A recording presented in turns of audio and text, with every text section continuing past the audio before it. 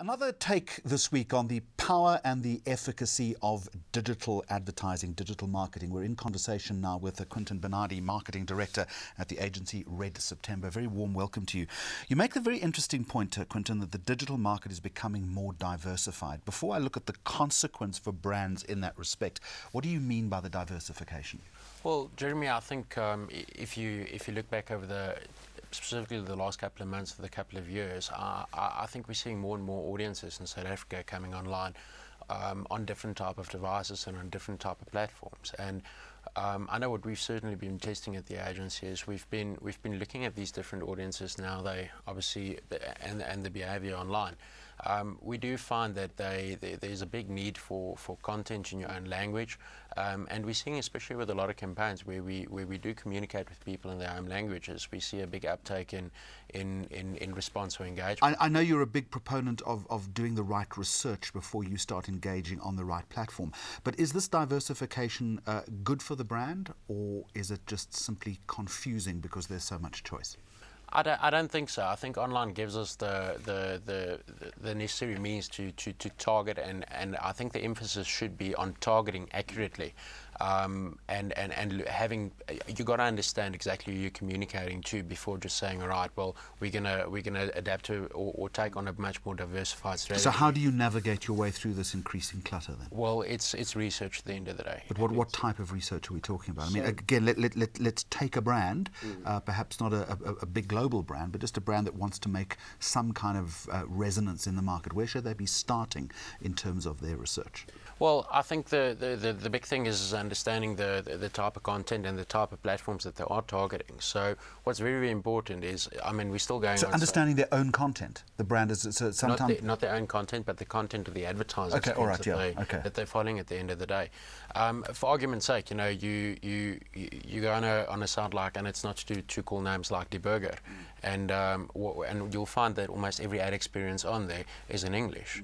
You know, I mean, surely brands must think about this and obviously build the right type of repertoire. So that's just poor planning then?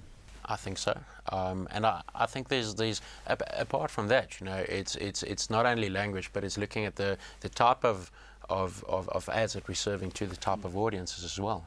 How difficult then is it to quantify and to navigate that research that you're talking about? I don't think it's extremely hard. I think it's purely it comes down to being accurate as a media planner, and obviously looking at the need of the brand and just taking the channel and your media plan and just going through that thoroughly and making sure that you are doing the right thing. I mean, this all makes sense to me, Quintin, but why are media planners reticent in this respect? I mean, it would make sense, you know, to get to grips better with this type of subject, yet you're saying that there's a deficit there. Absolutely. I mean, we're seeing it absolutely everywhere, and you know, why they don't do it, I don't know. It is obviously a big problem out there, and it needs to be addressed, and it's certainly one that we like to address. And the impact on brands is fairly obvious. Absolutely, yeah. Absolutely. Right. You've also got some strong views on television and digital becoming more coalesced. Yes.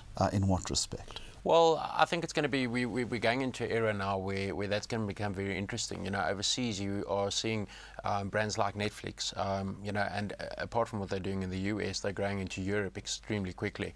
You know, and local variations in this market. Local, yeah. we're seeing what's they called? Vidi from Times Media, yeah. Absolutely, they're entering the market as well, and I think that's going to be interesting moving forward, because I think it's interesting. But where is the challenge for brands in that respect, as we're starting to see that merging of two big mediums? Yeah, well, I think the challenge for brands is that there's going to be a shift in the type of advertising. I think there's going to be a move away from stuff like just generic stuff, and they're going to have to definitely think of more clever ways to get this across. I mean, there's a campaign at the moment from Telkom on box office, which I just think is absolutely brilliant, in terms of where they're saying, for argument's sake, the second movie is on us. But you know, it's box office on its own had a massive impact in this country.